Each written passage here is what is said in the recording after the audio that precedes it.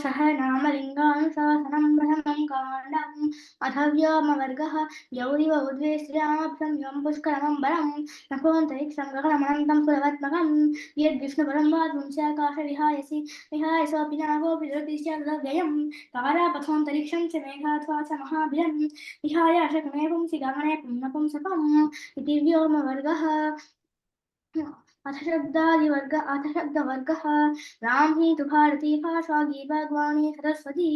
व्याहार उक्तिर्लपितं भाषितं वचनं वचः अपभ्रंशोपशब्दस्यात् शास्त्रे शब्दस्तु वाचकः तिंसुबन्धजयो वाक्यं क्रियावाकारकान्विता श्रुतिस्त्रीवेदानाय श्रीधर्मस्तद्विधिः श्रियां वृक्षामविदुषी वेदाश्रयश्रयी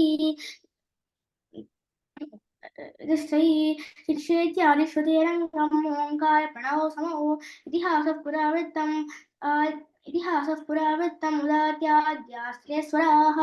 आन्वीक्षिकीरण्डनीतिः सर्कविद्यास्तशास्त्रयोः आख्यायिकोपलब्धार्थः पुराणं पञ्चलक्षणम् प्रबन्धकल्पना कथा प्रवह्लिका प्रहेलिका श्रुतिस्तु धर्मसंहिता समाहृतिस्तु सङ्ग्रहः समस्यातु समासार्थः किं वदन्ति जनश्रुतिः वार्ता प्रवृत्तिर्वृत्तान्त उदन्तस्यादथा हयः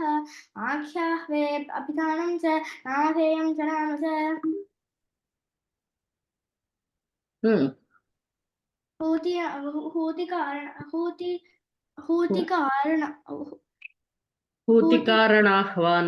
हूतिकारणाह्वानं संहूतिर्बहुभिः कृता विवादो व्यवहारस्य उपन्यासस्तु वाङ्मुखम् उपोद्घात उदाहारः सपणं सपथः पुमान् प्रश्नो नियोगः पृच्छा च यदि वाक्योत्तरे समे मिथ्याभियोगोऽभ्याख्यानमथ मिथ्याभिशंसनम् अथ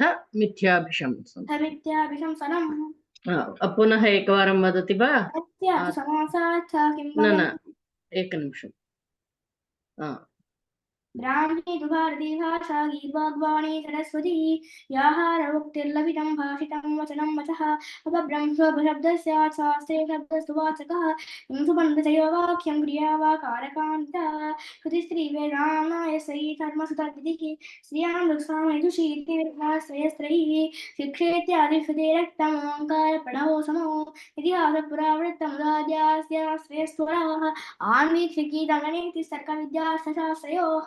आख्यायिकोपलब्धार्थः पुराणं मन्त्रलक्षणं प्रबन्धकल्पना कथा प्रवह्लिका प्रहेलिका श्रुतिस्तु धर्मसंहिता समाहृतिस्तु सङ्ग्रहः समस्यातु समासार्थः किं वदन्ति जनश्रुतिः शिक्षेत् वार्ता प्रवृत्तिर्वृत्तान्ता उदन्तस्याथापयः आख्यापे अभिधानं च नामधेयं च नाम च हूतिकारणाह्वानं संहूतिर्बहुभिः कृता विवादो व्यवहारस्य उपन्यासस्तु वाङ्मुखम् उपावधात उदाहारः श्रवणं सपथः पुमान् प्रश्नो नियोगः पृच्छा च प्रतिवाक्योत्तरे समे मिथ्याभियोगोऽभ्याख्यानम् अथ मिथ्याभिशंसनम् अस्तु शान्तिमन्त्रं वदतु सर्वे भवन्तु सुखिनः सर्वे सन्तु निरामयाः सर्वे भद्राणि पश्यन्तु मा कश्चित् दुःखभाग् भवेत् ॐ शान्ति।